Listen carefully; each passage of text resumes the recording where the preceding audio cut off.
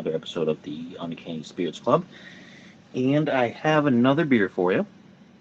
This one's a bit pricey, so I'm interested to find out if the taste is worth the dollars.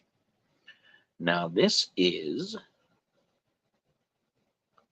Founders KBS. It says the original Imperial Stout aged in bourbon barrels.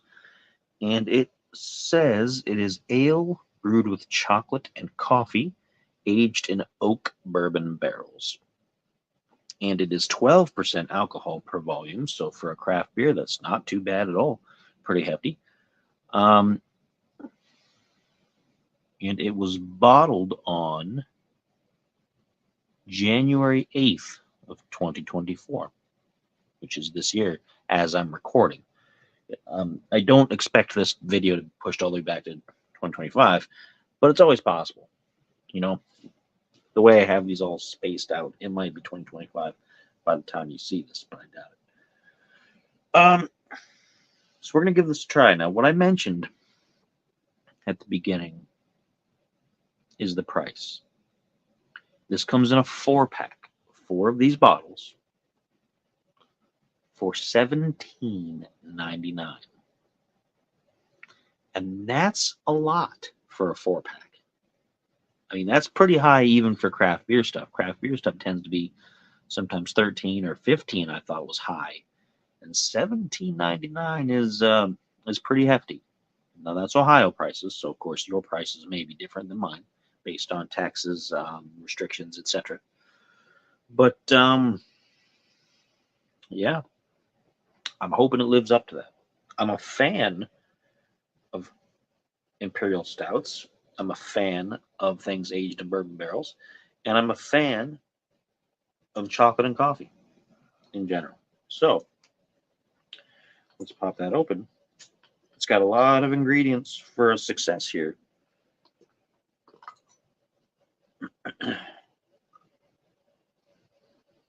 Smells nice and stout. A lot of the chocolate and coffee coming through here. Let's give it a nice, gentle Guinness-style pour. 45 degrees on the glass. Just turn it slightly as you finish off. You'll see the nice bit of foam on the top. Let that settle for just a minute. Try to keep this cat from getting up on my lap.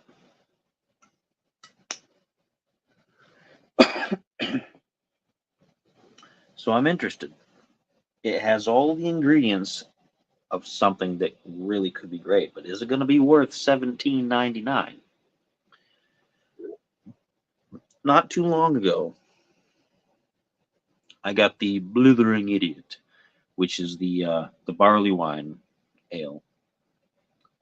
That was fantastic. It reminded me of Goose Island's Bourbon County stouts that they put out once a year. They have a yearly version. Every year, it's mostly the same basic recipe, but it always comes out a little bit different. It's never been the same twice, but it's pretty good. I've gotten the last few years worth. I've gotten from 21, I think. 21, 22, 23, and 24. I'm pretty sure I've gotten all 4 of those. And they were all very similar. And the Blithering Idiot was very close to that. Now, that was 4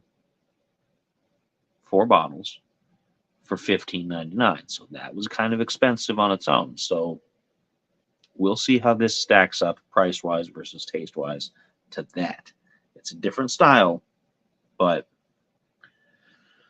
should have settled by now. It's nice and dark. Here in my hand, it's black bordering on a very dark brown. On the camera here, it's straight black. But here in my hand, in the lighting of my house here in my living room, it is a very deep dark brown. Bottoms up.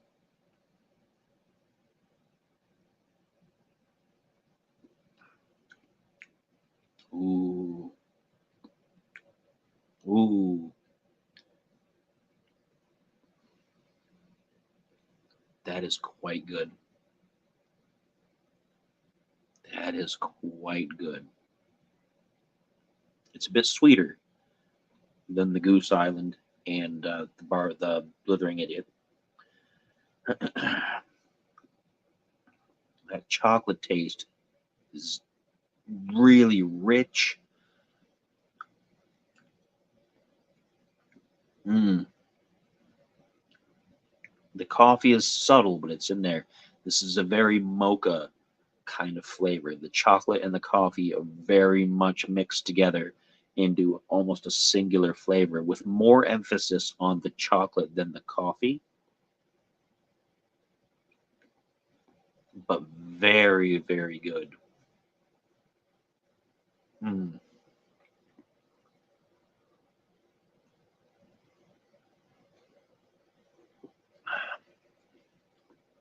Ooh, and it gets better.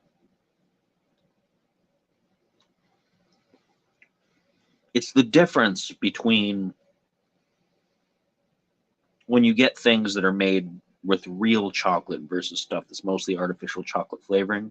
You don't find it as much these days anymore because a lot of people demand more things with real chocolate. But you know, there's some powdered things that they're chocolate flavored, right? And then there's other things like certain chocolate sauces and drizzles and things that you put on ice cream or you put on pastries and whatnot that are made with real chocolate, like they're handcrafted, they're small batch kind of stuff. This is definitely a real chocolate taste, and it didn't go overboard with the sweetness. This is just enough. If it was any sweeter, I'd be a little turned off, but it's just the right amount. It is very well balanced.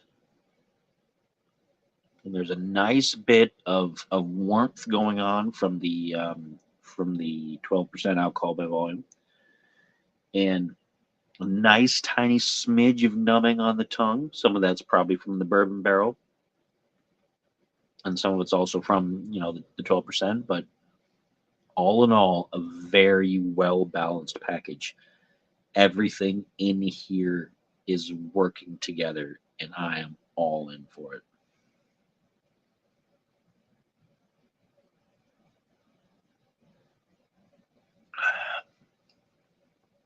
Ooh, that is very good. I am not generally a big fan of flavored beers and flavored whiskeys and things that they take something that you naturally create and then add things to it to make it different. But they've done very well with this. This is what the Hershey's Yingling should have been. Okay? That's a bold statement. I know. I like the Hershey's Yingling. But it left me kind of wanting a little bit more out of it. It could have been more than it was. And this is the final evolution of that. This is what that was meant to be, but fell short. This is the epitome of that. And it's very, very good. And I'm glad that I got it at the price. Now, does it justify that $17.99 price? On the one hand, yeah. This is a special occasion thing. I don't want to get these all the time and just drink them up casual because I think it's special. Something about the taste here, the way it's all balanced. It's not something that you just casually get like I did and just go through the 4-pack and then, oh yeah, I think I'll have another, and go through another 4-pack and et cetera, et cetera. This is something that you can sit and really truly enjoy. It's like some of the better bourbons and whiskeys out there that I've had that have just separated themselves from the bunch, not because necessarily they were better tasting or they were better with their alcohol content or something like that, but the total balance of everything involved made them something magical. And that's what this is. That's what this is. I know I'm kind of going over the top. It's not going to be my favorite beer of all time, but it is darn close. It is darn close.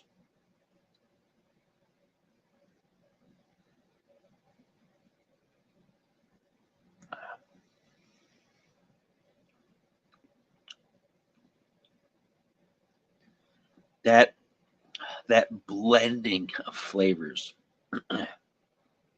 that blending of flavors is just really, really, really nice. It's been dry outside today. It rained a bunch, but it's been dry in the house. And so I've got kind of a scratchy throat. So don't mind me if I'm kind of like kind of stumbling a little bit on some of the words. But this is quite good. I really, truly enjoy this.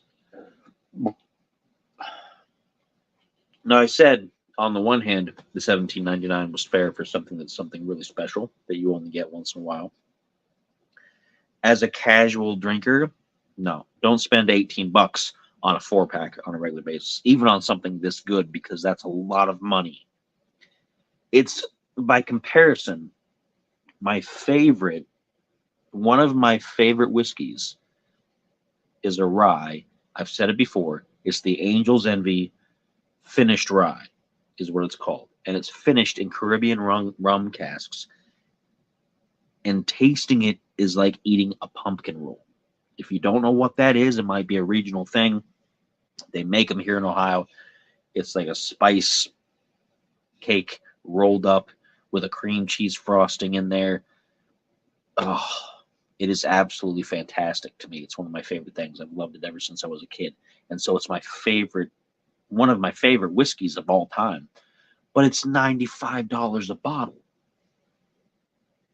It's absolutely delicious, and it is worth every penny of that $95. But am I going to drop that on it all the time? No. For one, because once I get the bottle, I'll go through it too fast to justify the $95 because shouldn't go through something that quickly that's that delicious. But it is so good that you can't help yourself almost.